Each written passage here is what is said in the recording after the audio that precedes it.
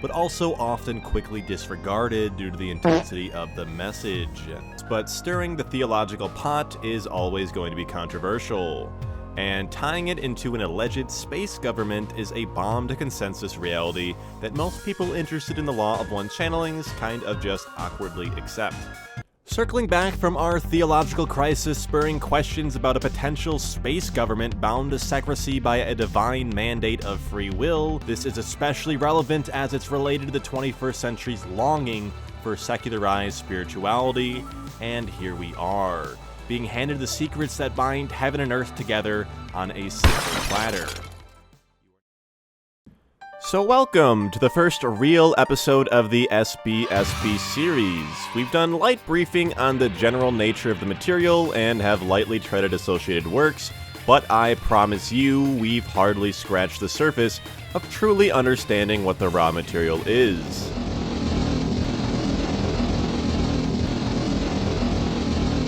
This is the first episode where we really put some weight behind our dissection of the material, and it's with this more dedicated analysis that we're graduating to a sister series titled Occult Anatomy.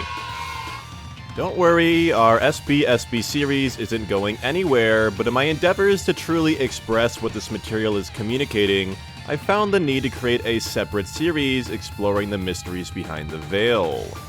We'll be taking a more expansive look at the esoteric mysteries and associated literature, hopefully allowing us to shine a brighter light on what exactly the raw aliens are trying to say. Otherwise, we're going to absolutely be on episode 10 of the series before ever reaching session 2.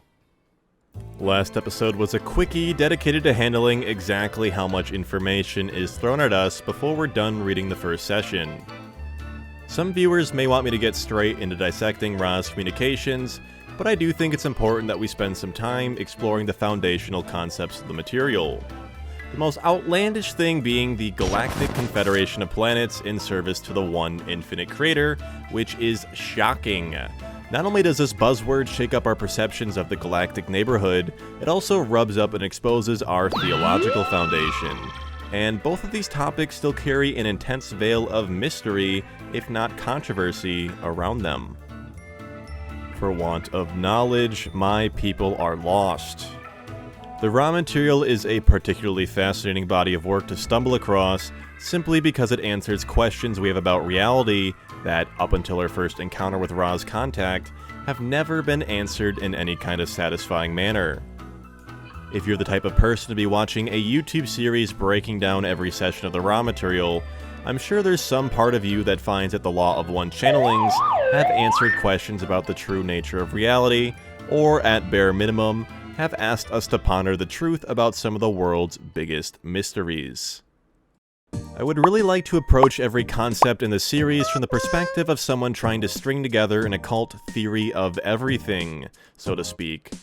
Or the idea that occult concepts can be measured and worked with in the sense that they're verifiably true, and the idea that there are universal laws that govern the workings behind spiritual work of any kind. The empiric foundation of modern science stems largely from Newton's laws, and in contrast, a really comprehensive, cohesive system that connects the multitude of different esoteric traditions doesn't necessarily exist yet.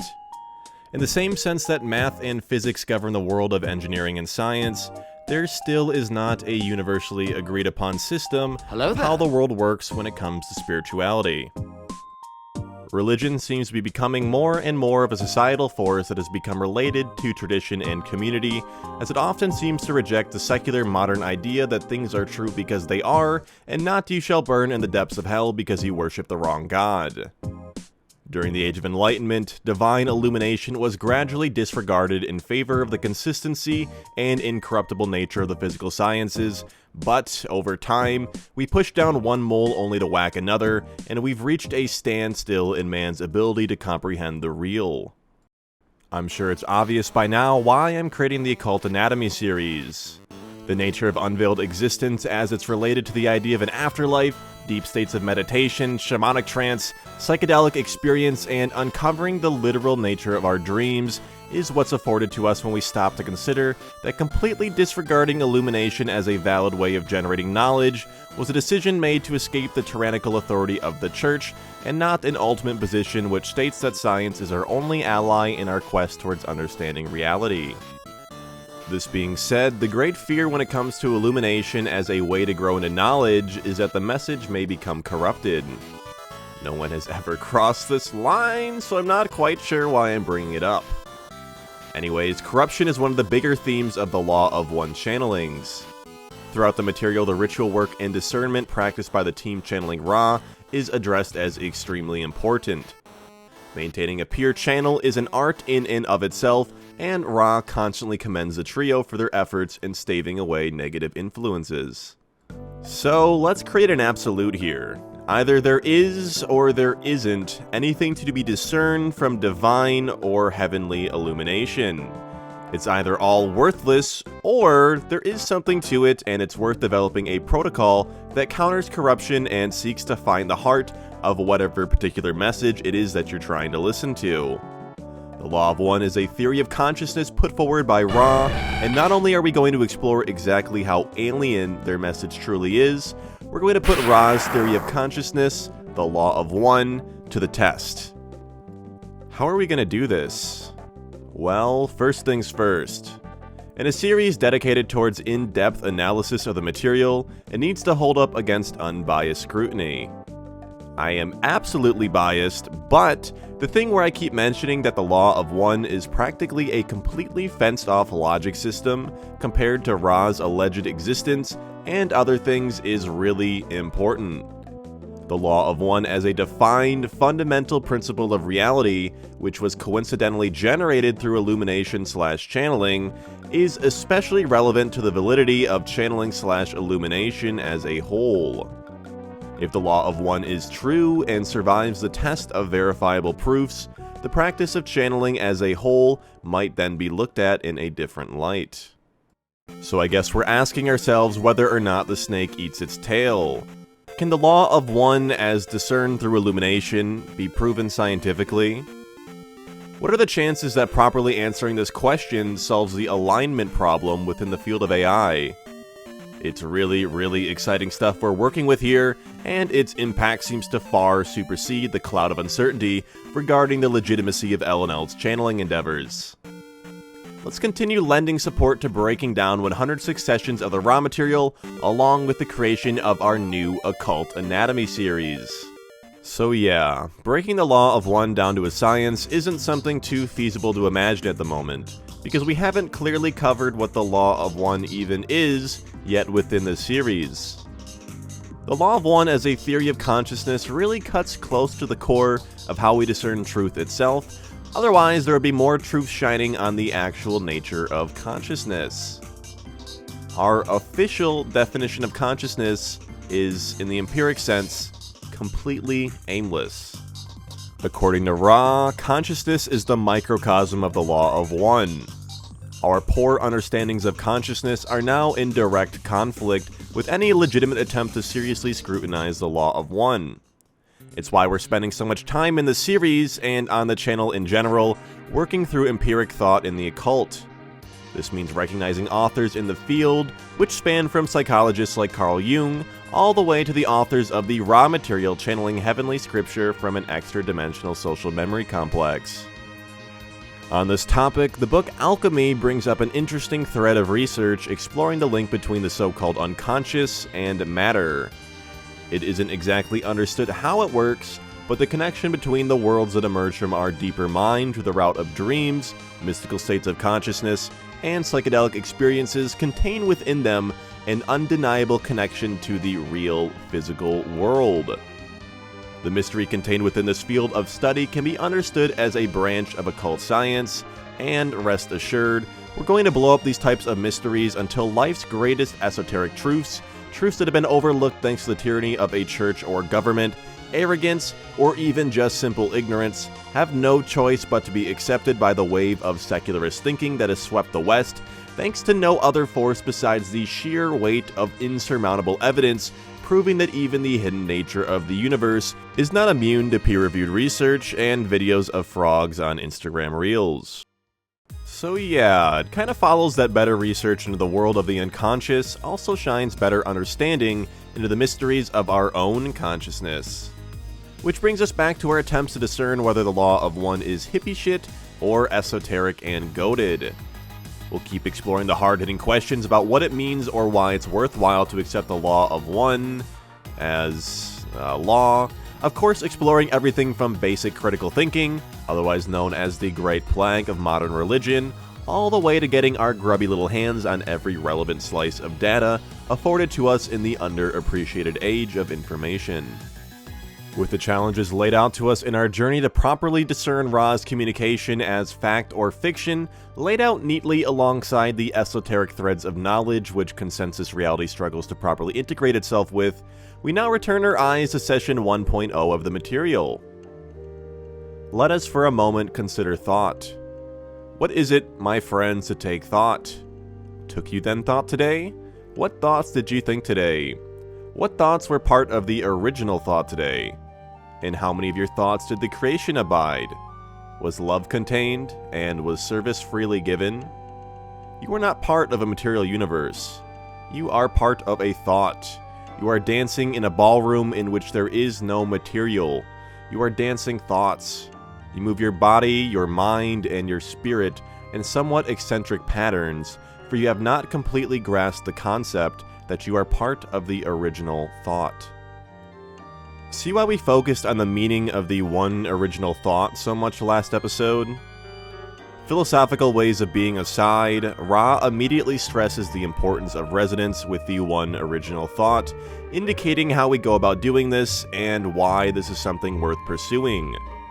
According to Ra's wisdom, our known material world we live in is a matrix, and us breaking out of it implies some kind of inner recognition about the nature of thought itself.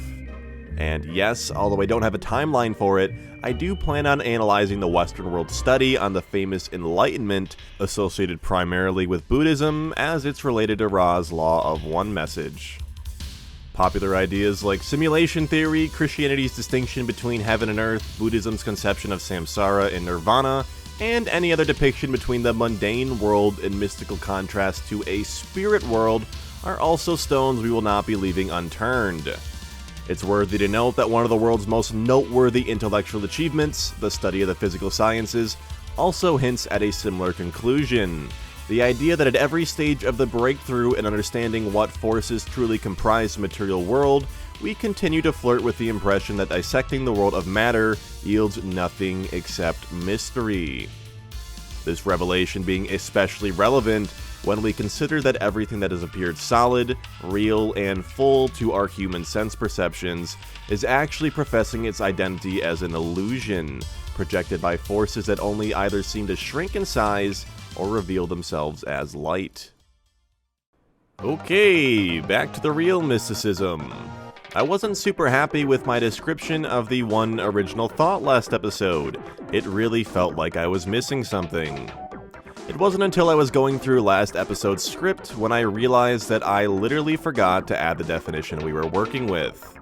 So, I'm just going to not so slickly addendum that here, especially in consideration to the total foundational importance of the concept. Thanks, past me. To quote 82.10, the one original thought is the harvest of all previous, if you would decide to use this term, experience of the creator by the creator. As it decides to know itself, it generates itself into that plenum, full of the glory and the power of the one infinite creator, which is manifested to your perceptions as space or outer space. Each generation of this knowing begets a knowing which has the capacity, through free will, to choose methods of knowing itself. Therefore, gradually, step by step, the creator becomes that which may know itself, and the portions of the creator partake less purely in the power of the original word or thought. This is for the purpose of refinement of the one original thought. The creator does not properly create as much as it experiences itself. Not only does this very succinctly describe the macrocosmic nature of creation, it also does so in a way which is relevant to our understanding of our place in the universe, our position as microcosms of the one infinite creator. Through the process of consciousness working on unconsciousness, and vice versa, we awaken to the knowledge that our awareness isn't necessarily bound to matter, neither is it to spirit. Rather, we find ourselves in the position of choosing, of polarizing our faith into one set of principles or the other. I would call this spiritual pressure weighing on the material matrix the metaphysical aspect of galactic quarantine, which is of course conveniently overlooked by the average skeptic. It's much easier to chalk up concepts like a benevolent galactic confederation of planets and their alleged galactic quarantine as crackpot theories when we don't truly grasp the metaphysical structure of the universe, or rather, how benevolent, intelligent alien life could look the other way while there is so much preventable suffering being created here on Earth. We're going to keep working with this idea of secular spirituality, the set of principles that help us avoid the tried and true pitfalls of religious thinking by actualizing creator consciousness. We're going to be fed certain sets of ideas, understand why they're worthwhile, and then make informed decisions based on what we know. I know this is an absolutely insane, completely out of the water idea for a channel centered around theology, but I'm trying my best to stay at the top of the bell curve. Secular spirituality asks us to remain completely open-minded and suspend our disbelief until thoroughly exploring not only the concepts we'll be working with, but also why they're worth looking at in the first place. We should be able to identify the reality behind any one given spiritual system by understanding its fundamental constitution. What marks this specific spirituality as different from the one over there? Are some spiritual ways of thinking superior to others? What are the signs of an effective spiritual system? Even questions like what makes a spiritual system in the first place. I realize I'm going a tad off topic here, but it's truly within these first few episodes that we're reconciling the initial impressions of insanity that come from Group Soul Ra finding permission from the Council of Saturn to break galactic quarantine and communicate the laws of creation down here to the monkeys stuck in the third dimension. So let's jump back to the material before returning to the secular spirituality tangent. Ra closes out session 1.0 of the material by first struggling to find an effective channel before finally opening themselves up to questioning. We're then propelled to session 1.1 of the material, finally, in which Don then opens up 106 sessions of an alleged communication with extraterrestrial Group Soul Ra by asking, "It seems members of the Confederation have a specific purpose. Is this true with you, and if so, what is your purpose?" Ra replies, "I am Ra. We communicate now. We too have our place. We are not those of the love or of the light. We are those who are of the law of one. In our vibration, the polarities are harmonized, the complexities are simplified, and the paradoxes have their solution. We are one. That is our nature and our purpose. We are old upon your planet and have served with varying degrees of success in transmitting the law of one, of unity, of singleness to your peoples. We have walked your earth. We have seen the faces of your peoples. This is not so with many of the entities of the Confederation. We found it was not efficacious. However, we then felt the great responsibility of staying in the capacity of removing the distortions and powers that had been given to the law of one. We will continue in this until your, shall we say, cycle is appropriately ended. If not this one, then the next. We are not a part of time, and thus are able to be with you in any of your times. Does this give you enough information from which to extract our purpose, my brother?" A lot to unpack here, but first we're going to speak on something much more general before really digging into the heart of what Ra is expressing here. Let's quickly cover the nature of a channeled message once again before delving into Ra's story. A channeled message is a voice that technically comes from within the human being, but more precisely expands our perceptions of consciousness beyond what's taught in school and the mainstream media. A channeled message comes from the subconscious mind, passes through a series of filters, and then manifests in our conscious mind. This now localized, non-local consciousness has the ability to pass through a creative medium if the person performing the channeling is talented enough. In this case, Carla falls into a state of trance while Ra works through the limitations of the human form. This has created what many consider to be the clearest channeled message in modern history. It's extremely important to remember that there are a wide variety of factors that threaten the end result of Ra's message. Whether it's the channel being weak, electrical interference, or even interdimensional space wizards, we'll get there eventually, trust me, it's practically impossible for a 100% clear message to manifest from channeled material. So with this now being emphasized once again, the nature of channeled messages genuinely encourages us to cherry pick to our own biases about what is true and what is a distortion of truth. Not commenting on what this means for interpretations of other holy texts like the Bible, just saying we can't accept everything Ra says as gospel and must exercise our discernment when working with channeled material. There's space for us to misinterpret Ra's message, and space for Ra to miscommunicate as well. I'll also quickly add that there's an imaginative nature to channeling, which takes the theoretical absolute 100% clearest conception of Ra's message and dresses it in accordance with the human imagination. Ra has many mannerisms that seem like they would be possessed by a six-dimensional group soul who has transcended linear time, now living in the eternal now, but in reality these are likely colorful splashes of imagination that make the contact really feel like we're speaking to a mysterious interdimensional intelligence.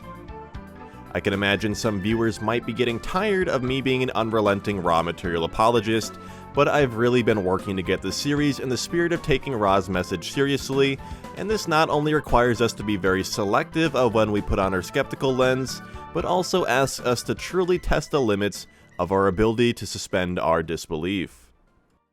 Okay, now that I'm done sucking the fun out of everything, let's take an in-depth look at Ra's stated intentions before wrapping the episode up. 1.1 gives us a lot to chew on, leading us into deep contemplation about the nature of Ra's existence. What does it mean when Ra says that they are not of the love or of the light? What does it mean to exist in a vibration of unity? We are those who are of the law of one. Did Ra really step down to Earth just to make a mess that they're now here to clean up? Well, if you want to know the answers to these questions, guess you'll just have to wait until the next episode of the series rolls around. I really have been gearing up my lifestyle to completely support my content creation endeavors, and you, the loyal viewer, can support your favorite unemployed mystic by joining my newly created Patreon. I definitely don't need the financial support, so don't worry about not joining, but it does help give me feedback about how many people are genuinely interested in my total comprehensive analysis of the Ra material, among the many other budding projects I have. I'm super excited to keep creating content for those that are interested in it, and I hope you've enjoyed what's definitely my favorite episode in the series so far. This is scheduled to upload on the day of the massive solar eclipse, so excuse me while I set off to invade the Fire Nation.